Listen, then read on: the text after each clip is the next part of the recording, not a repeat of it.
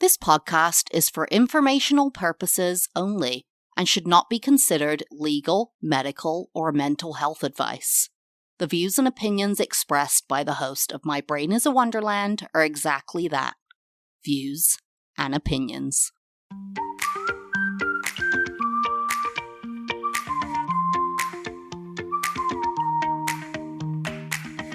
This is Emily Ruth Henderson, and I'm the host of My Brain is a Wonderland, the podcast for neurodivergent women and the people who love them. In 2020, after a hellish pandemic, I was diagnosed with ADHD and autism. Surprise! Now, I am passionate about reaching other women just like me who've been pushed aside, ignored, and misdiagnosed for far too long.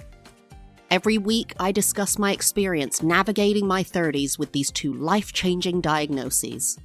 There'll be highs, there'll be lows, and everything in between when you join me for Season 4 of My Brain is a Wonderland.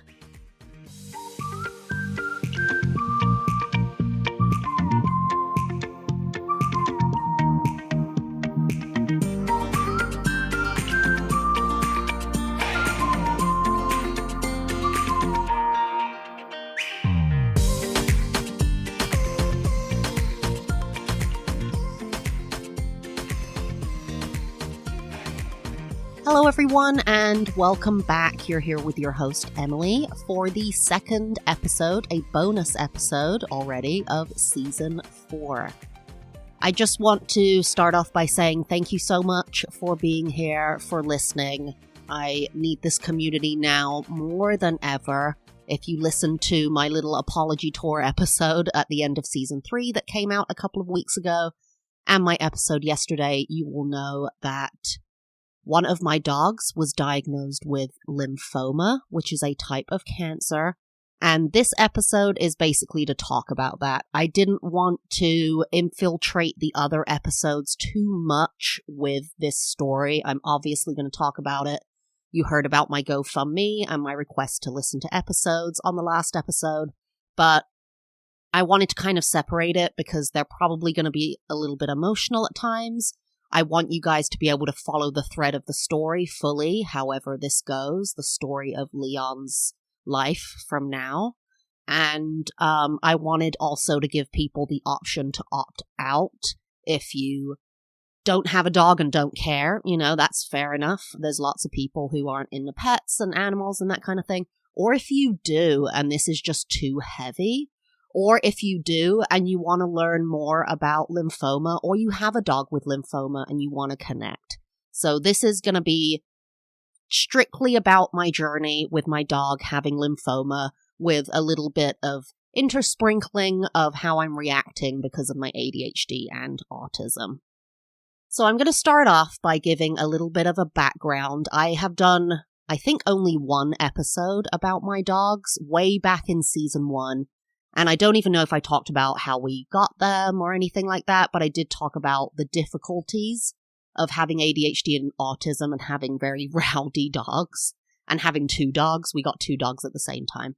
But it all started in 2019, I guess, really, is we had moved back, me and my husband, from Oregon. And we knew that we were settling in Florida. My husband is 7th generation Floridian. We'd lived in Gainesville, Florida for a while, which is the home of the University of Florida, the Gators. And we decided that we loved St. Pete. We always knew if we were going to move back or when we were going to move back that we would live in St. Petersburg, Florida. It's a very eclectic city. It's by the beach. It's mostly protected from hurricanes, but it has great food. It's very liberal. It's a hub for gay people. You have access to Tampa, and you can get to Orlando quickly, and we'd be close to my husband's family. So we moved back at the end of 2019, literally the end of October, beginning of November, and we got a 2-bedroom, 1-bath apartment with a yard. And we got the yard because we knew we wanted to get a dog. We didn't need a yard for any other reason. We hadn't ever lived in an apartment with a yard the entire time we were together, but we knew we wanted one with a yard now because we were going to get a dog. So we were talking about it, and I threw out the crazy idea of, well, we know we're going to get 2 dogs at some point because we want the other dog to have company, so why don't we just get 2 dogs right away? And we decided to just go to Pinellas County Animal Services, which is, the pound, the place where they just bring in dogs off the street. And, you get a whole razzle-dazzle hodgepodge of personalities, breeds, and madness, to be honest. And so we went to Animal Services, and as soon as we walked in, they obviously had him up front and center because they were trying to get him out of the shelter. He was the first one you saw when you walked in. And he's his normal weight is 65 pounds. When we met him, he was 50 pounds. And he is a American bully breed, he's a British Staffordshire Bull Terrier. So he's the one with the big head, the big nose, super cute, black and white tuxedo, very adorable. And we immediately saw him, and his tag on his cage said he was the playgroup superstar.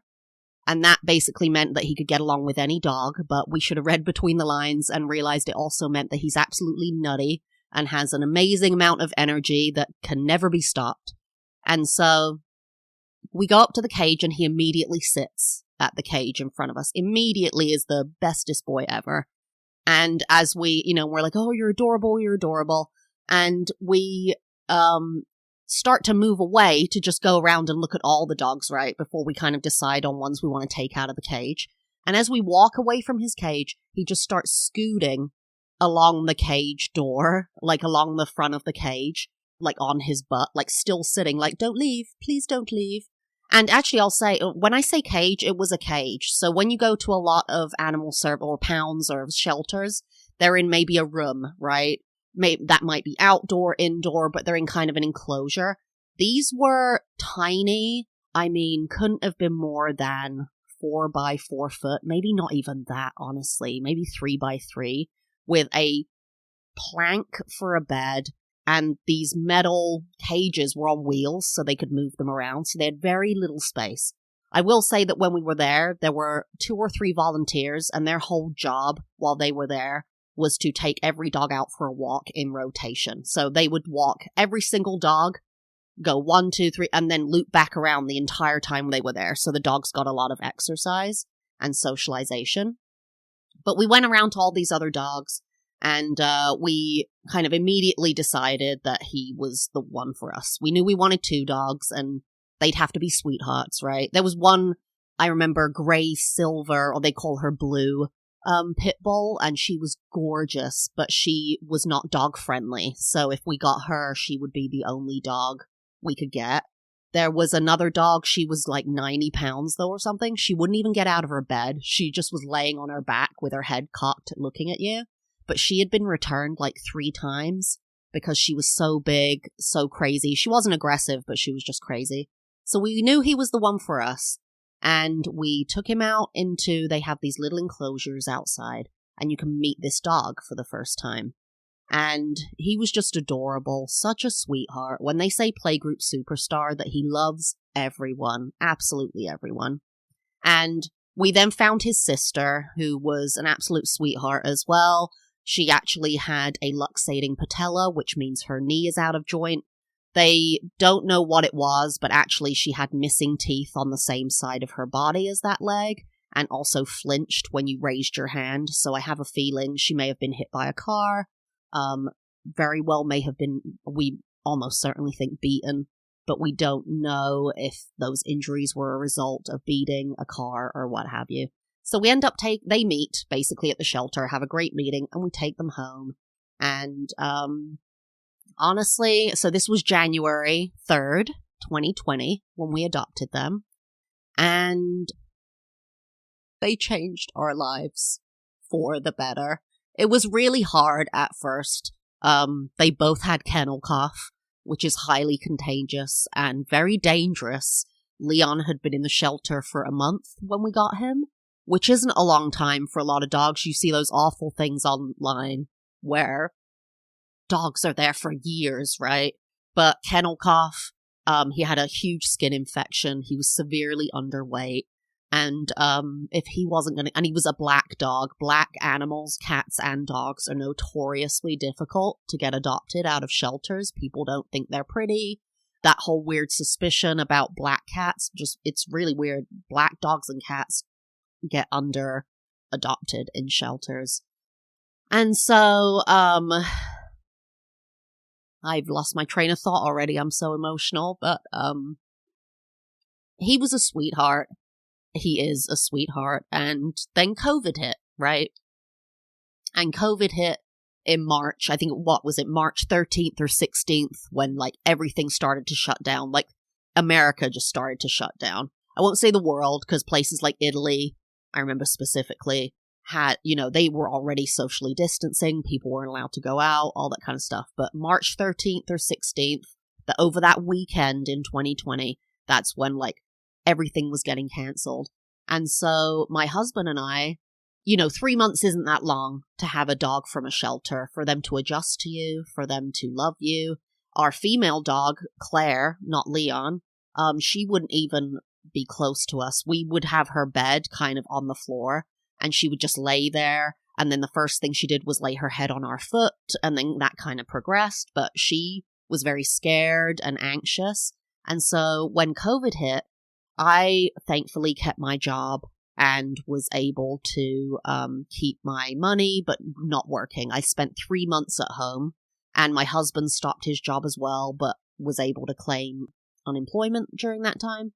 And that really solidified our relationship. I mean, I spent every day, we were either walking those dogs to their favorite park close by, or snuggling with them, and we really bonded during that time and became a family that I don't even know who we would be without them now, which is crazy to say, because we spent 2020, let me see, we spent 15 years together without those dogs, and now I just can't imagine life without either of them. So, but anyway, this is a happy time. This is a happy story. They really, his love, his unconditional love that he gives daily is just incredible. And he really helped his sister come out of her shell and made her feel safe, because she was really scared of what was going on and had been abused and didn't know what to make of the whole thing. And really, if it had been another dog, I don't think she would have liked that other dog. I don't know if she would have, become the dog she is today. So we love him for that and everything that he is. Anyway, we spent, that was 2020. Let's roll around to now, 2024. His skin condition was cured. He gained like 15 pounds. So he was like 50 or 51 pounds when we got him, all skin and bones, all red and patchy fur. And we worked with an amazing vet and put him on all these meds and baths and all these things, found out his allergies and blah, blah, blah. And he actually, when I first got him, my husband was like, oh, he's kind of big. Can you manage him? I was like, easy. He gained 15 pounds of muscle and confidence. And now I find him completely unmanageable when he's, being his crazy self. But basically, the beginning of this lymphoma story happened about, less than a month ago. It all started it was either a Saturday or Sunday, and we were taking Leon and Claire for a walk. And I'm telling you these details because there's really nothing we could have done to have diagnosed him sooner. But I want you to know signs to look for or things you could do if you're worried about this kind of thing. But basically, we took them for a walk, and Leon went to poop outside someone's house, like on the pavement in front of someone's house. And in the middle of him pooping, the dog who lived in this house jumped at the glass window, right? And it scared him. So he was halfway through evacuating, and then he jumped up and then went to like the next house and then pooped the rest in front of that house. And right after that, and trigger warning, I'm going to talk graphically about dog bodies and injuries and illnesses and that kind of thing. But his butt, right outside his butthole, was like this bright red pink donut. It just looked like part of his butt from the inside had come out just a wee bit, like the tiniest thing. And I was like to my husband, oh my gosh, look at that. That's so weird. Like, oh, we'll have to watch that. And, my husband's like, oh, it's probably fine. I was like, yeah, it probably is. And by the end of the walk, it got sucked back in, right? And I'm thinking it's because he evacuated half in front of that one house, was interrupted, and then was like, oh, and then his butt kind of just stayed out. But it got sucked back in. So we're like, we're good. We don't need to think anything else of it. He's had a lot of digestive issues in the past because of allergies. So we're like, oh, it's fine. Cut to 3 days later. So it's like a Tuesday. And Leon is getting off the couch in the morning and his butt is bloody. It looks like kind of a bit of a massacre, to be honest. I jump up off the couch and I am freaking out. I'm going, it's blood, there's blood, his butt's blood. I don't know what to do. What do I do? My husband's like, calm down, it's fine. And so it's okay. So I clean it up, kind of dab it with some wet paper towel, put some coconut oil on there. And then I can see, once the kind of blood is mopped up, that he has a lump sticking out of his butt that's bloody. And so I'm like, well, I don't know what this is. I'm a little freaked out about it. And I immediately make a vet appointment. So this is a Tuesday, and the soonest we can get in with our vet is a Friday. It doesn't seem serious. I'm actually thinking, because it gets sucked back in again. So after, 30 minutes or so, it gets sucked back in. But every time he poops, it pops out, and it's bleeding. And so I'm thinking it's a hemorrhoid. Like a human hemorrhoid, right? That when you poop and you get the lump that comes out and you bleed and that kind of thing, it's a bit painful. And I'm thinking it's a hemorrhoid. And I look up between Tuesday and Friday what treatment is for a hemorrhoid for dogs. And they say online, Google WebMD doggies or whatever. They say that it would be a stool softener because you want to soften the poop coming out so it doesn't hurt. An antibiotic to stop any infection because it's bleeding. And then an ointment to put on his butt. I'm like, okay, that's easy. Got that. Easy peasy. So Friday rolls around. It's like a 3 p.m. appointment, and my husband takes him to the vet. We always have to have me at home for my husband to take Leon to the vet, because if anyone's listening who has more than one dog, trying to separate them is a nightmare. So I usually take Claire into the back of the house, shut the door, feed her some carrots, and then my husband will take Leon, or the other dog, whichever way it's working, and leave the house and go and take them to the vet. So he does that, but it's very quick, and basically what happens is they stick their finger in his butt, in Leon's butt, not my husband's, and they say, we can feel a polyp in there. And a polyp is like a growth, right? Which is the lump I keep seeing popping out. And they said, so you're going to need to go to a soft tissue specialist for him to get surgery. And if they can get the polyp to stick out during surgery, then it'll be cheap. Well, cheap is meaning like $2,000, and very minor surgery, right? They say, but if they cannot access the polyp through his butt at the time, it's going to be major abdominal surgery. They have to go through his stomach into his intestines, and that's going to cost up to, I was looking it up online, maybe $12,000, okay? Because this is serious surgery at this point.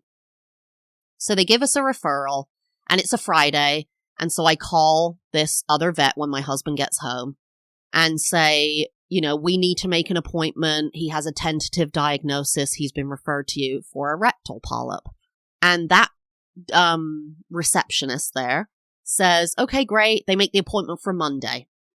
And they say, we'll give Leon an exam, and then we'll give you a quote for the surgery. Like, it seems so simple. We'll give Leon an exam, and we'll give you a quote.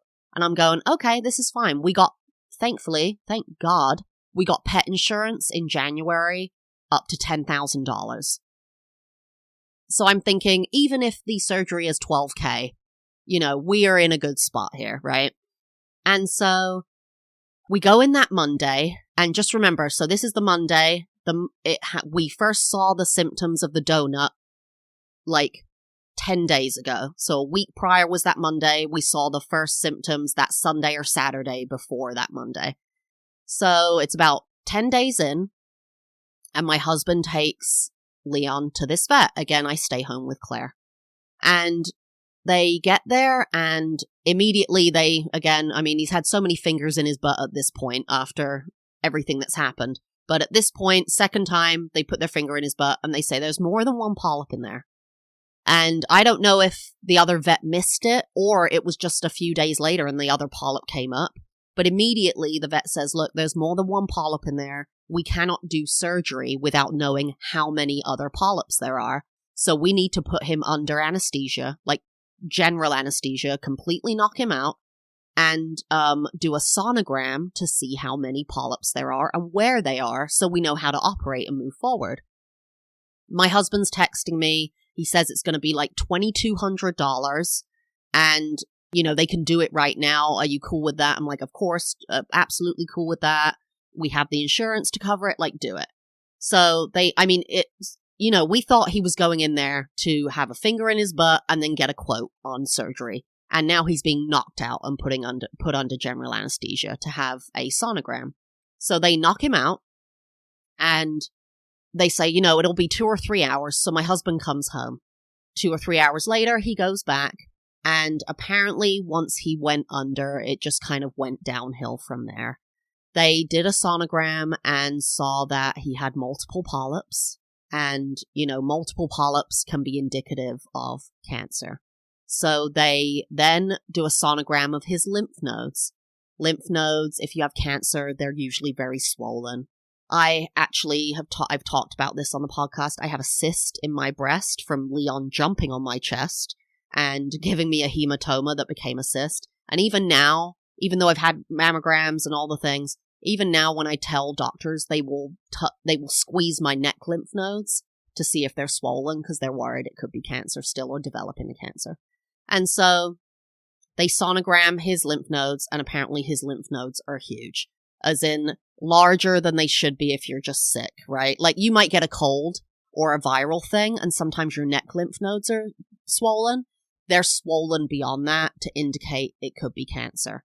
So then they take it upon themselves, and I think it might be because they knew we had insurance at this point, and he was already under. I'm wondering if they thought we didn't have insurance, if they would have called us to ask. But they just started doing other things that we had to pay for that they didn't ask us about, which I was kind of like, that's not cool, but I get it. I mean, I would have said yes, so it's fine. But they took samples with a needle from his lymph nodes and one of the polyps, and they did a chest x-ray because if he did have cancer and it was advanced, he would have fluid in his lungs.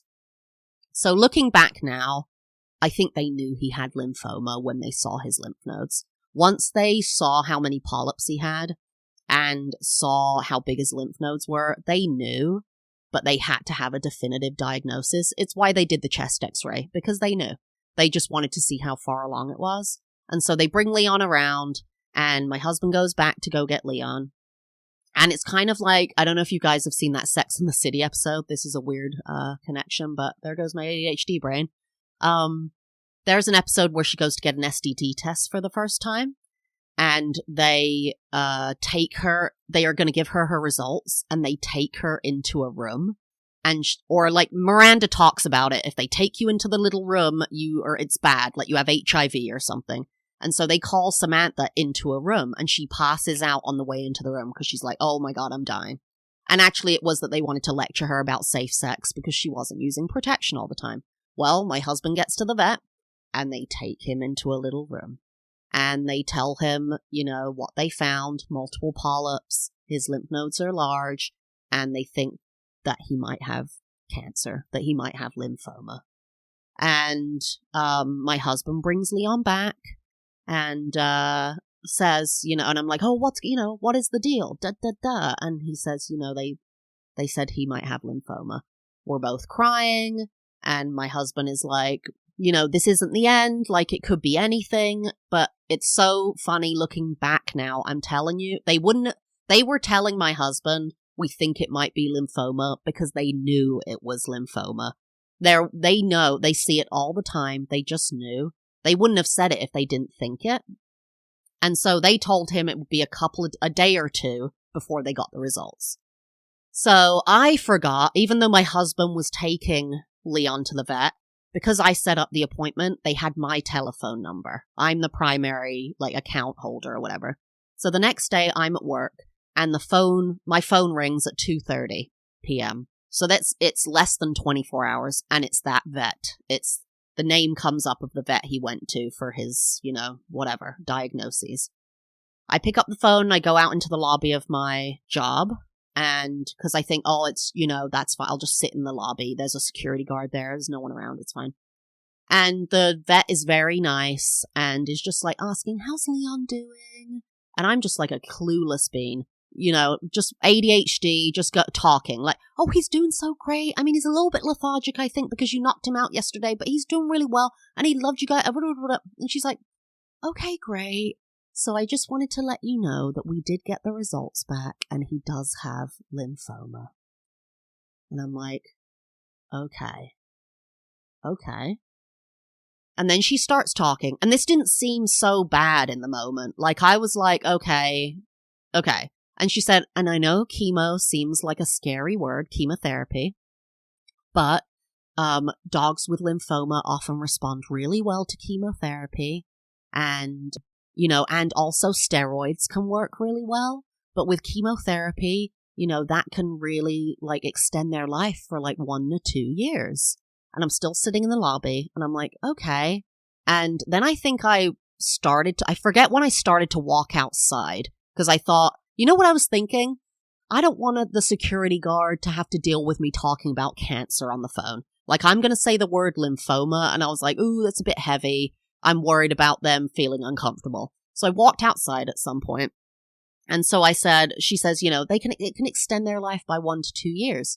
And then I said, okay, so what is chemotherapy didn't scare me. I was like, let's get him on chemo. We've got insurance. Like, let's do it today. Like, let's get this cured. And I go outside and I say, well, what is the prognosis on chemo for curing this lymphoma? And she got this vet. She was already so gentle and sweet, right? She was so just soft and just like so calming. And she got even softer, like even sweeter. And she said, well, actually, lymphoma is not curable. And that's when I lost it. I started, I don't even remember what we were talking about. I just kind of became hysterical. Honestly, like, not even just, like, crying, like, tears, like, I was hysterical. And, I'm, like, bawling, like, hysterically bawling outside my outside my office building. And the only thing, I remember 2 things. I was saying, she was apologizing on the phone, like, I'm so sorry, I know this is hard to hear and everything. And then I was, like, apologizing to her for being so hysterical.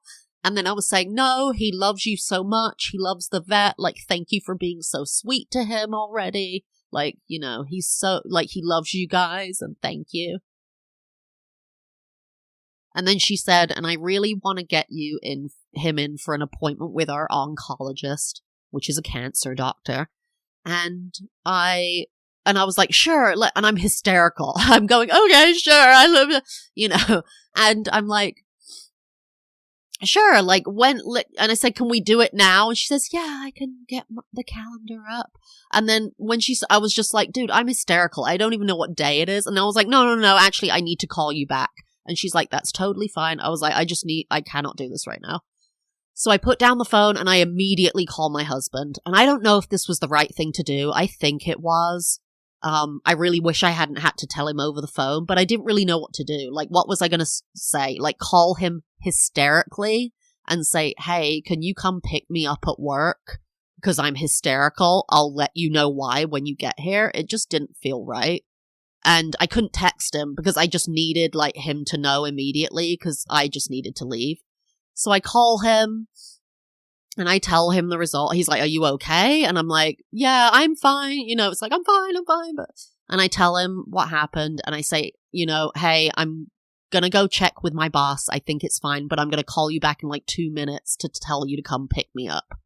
If I can, like, I can't imagine my boss making me stay. So I walk back into the office. I'm, again, hysterical. I go up to my boss and I'm like, hey, can I talk to you? And she pulls me into an office and I tell her, and I'm like, can I go home? I can work at home, but I cannot be here. And she's like, of course. She has a dog, she has kids too, which sometimes people are like, but she was like, no, I get it. It's your baby. I get it. I go to pack up my stuff. I'm hysterically crying, and I'm known in the office as like the together one. I'm known as the one who is stoic, who like, if you are hysterical, go to Emily. You need help, go to Emily. If Emily's hysterical, something's wrong. So people start coming up to me because they're just like, are you okay? What is happening? And I tell them, people are hugging me, and I forget when I called my husband again, but I was like, yeah, come get me right now. Like, we're an 8-minute drive away, our house, from my work, thank God. But I was just like, come get me. He comes and gets me. We hug in the car. And then I think we said maybe 5 words to each other. And then drove home in silence for like 8 minutes. Like literally just were like staring at the road in shock. And yeah, it was so shocking. I mean, I found out that Tuesday. It was 10 days from when we first noticed the first symptoms, and it was just incredibly shocking. We definitely had some breakdowns, both of us, those first few days, that were very difficult to deal with. And then we made our oncology appointment for that following Monday. And since then, I think we've gotten some distance from it, and he's in treatment now. But basically on that Monday, he went to see the oncologist, and she gave us a couple of different options. And the options are basically based on what you can afford. So she's like, this is the best chemo you can buy. It's called CHOP protocol. They called it WIS protocol. It's the Wisconsin protocol. Others call it CHOP protocol. But basically the University of Wisconsin Vet School created the best chemo protocol for lymphoma. And if you can afford it, that's what you should get. And it's about $10,000 for one course of this chemotherapy. And it's 16 weeks of chemo spread over 25 weeks. So he does 4 weeks on, 1 week off, 4 weeks on, and then 8 weeks every other week. So this chemo is going to go into December. And my husband said, he texted me when he was there and said, so we can do this 16-week chemo for $10,000 or this 6-week chemo for $3,000. Just want to confirm we're doing the $10,000. And I was like, yes, absolutely, of course. And so he started it that Monday, which was about 2 weeks ago. He's doing well. On his second week of chemo, they couldn't feel any more polyps in his rectum. So that means that it is working to shrink that and hopefully shrink his lymph nodes. The key will really be on that week off to see if the cancer comes back. Because if the cancer starts to come back, maybe the chemo isn't working and we have to switch protocols. And if the best chemo isn't working, that's not good. But hopefully the plan is that it does work and that he goes into remission. So I know I mentioned that lymphoma is not curable, but you can use chemo to put them into remission for a time. And then if it comes back, they might need chemo again. So if this $10,000 chemo works, if he goes into remission for a month, 3 months, 8 months, after that, we might need to do another round of $10,000 chemo. And we're willing to do whatever we can. My husband, I remember, said, I'm willing to pay whatever you're willing to pay. And I said, me too. I mean, we just can't live with ourselves if we say, hey, we need to put him down because we can't afford it. And so we're just hoping this chemo protocol works. We're doing everything we can to save money right now. We had a week-long vacation booked to California in October. We canceled that. It was for our anniversary, and we met in California. But we canceled that. We got a refund on our Airbnbs. We got a refund on our car rental, which was like $700. And we got a refund. We didn't. We got travel credits for our flight, which was $600. So we can use that later. Or I might sell it to someone, like give it to my husband, my in-laws, if they're going to get flights and they can pay us back. But it's going to be a hard slog. He's losing about 2 pounds a week right now, so we're overfeeding him, giving him a lot of peanut butter. He has to have 2 vet appointments a week, so that's a lot. It's a lot for my husband, it's a lot for me, but that's what we're willing to do. And all this to say, if you are dealing with the same thing, please reach out to me. I'm happy to share my experience more with you through email. My email is in the show notes. In terms of what you could do, if you don't know, I have no idea. His blood work was perfect even now. They did his blood work right after he was diagnosed. It's perfect. It's all normal. You cannot feel the lymph nodes swollen. It has to be a sonogram. So that means knocking out the dog, completely putting them under, which is dangerous and expensive. So is it worth every 6 months in an appointment doing that to your dog? Probably not. But he was diagnosed with stage 5 lymphoma, which I didn't even know there was a 5. But because of all the polyps, it's stage 5. And generally, when your dog is diagnosed with lymphoma, it's symptomatic. That's how you find out. And by that point, they are dead within 4 to 8 weeks. So that's why getting him on chemo immediately was so very important. And this is my ask from all of you listening, and I'm going to ask it on every episode going forward, and I asked it on the episode yesterday. There are 2 things you can do to help me and Leon right now and our family. 1, if there are episodes you have not watched, listened to of this podcast, there's like 60 something now. If you have not listened to certain episodes, please listen to them. I just moved to a new podcast hosting platform that would allow me to put ads on my podcast. But because I just moved to this platform, I'm not eligible yet. I need to have 1,000 listens within the last 30 days. And the listens from my previous platform don't count. So if you are listening, please just listen to other episodes. Even if you've listened to them before, put them on your phone in the car and just put it on mute. If there are episodes you haven't listened to, please listen to them. The sooner I can reach 1,000 listens in 30 days, the sooner I can add ads to these episodes and start making some residual money. And the second thing is that I am going to post the link to our GoFundMe in the show notes. It's going to be on my TikTok and on my Instagram.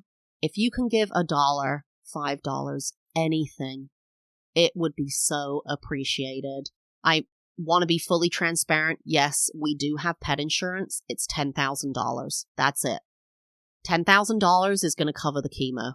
His diagnostics were $2,900. His blood tests that he has to have throughout chemo are going to be about $1,500. Sonograms throughout chemo are $700 a pop. And if he gets an infection because his white blood cell count is going to be lowered, he's going to have to go on antibiotics. We've had to purchase more sedatives so that they can do infusions on him without him jumping around. There's just a lot of added costs. My husband has to take time off work to take him to 2 weekly vet appointments. So I want to be fully transparent with you. We do have that $10,000, but that's not the end. This is going to cost way beyond that $10,000. And if he goes into remission and it comes back, it's going to cost, again, potentially more rounds of chemo. So if you can do one of those 2 things or both, just listen to more episodes of this podcast. I'm begging you. Or go to our GoFundMe and donate whatever you can. And I can't even tell you what that would do for me and our family. And look out for more episodes about this. I don't know how often I'm going to be doing this, but I want to try to do 1 or 2 episodes a month to keep you updated about his progress, our progress, what we're dealing with, how it's going. And again, if you are going through this, please reach out to me through email. I did reach out to people on Reddit who were going through this, and it was so comforting, and it just gave me a path forward. I like that, there was one person I spoke to where their dog lived for 30 months after they were diagnosed because of CHOP protocol. That's 2.5 years from now. He's going to be 8 in January. He could live to 10. It feels like he could die at any moment, to be honest. Like, it's all I think about sometimes. But if you need some comfort, and also I need some comfort, I need to talk to some other people about this who are going through this, who can tell me, even if it's good, if it's bad. I just would love to speak to you. It's mybrainisaWonderlandpod@gmail.com. So thank you so much. And I'll see you again next week for a less teary-eyed, normal episode of My Brain is a Wonderland, Season 4. And please do look out for more episodes about Leon and his journey with lymphoma. I love you guys. Bye-bye.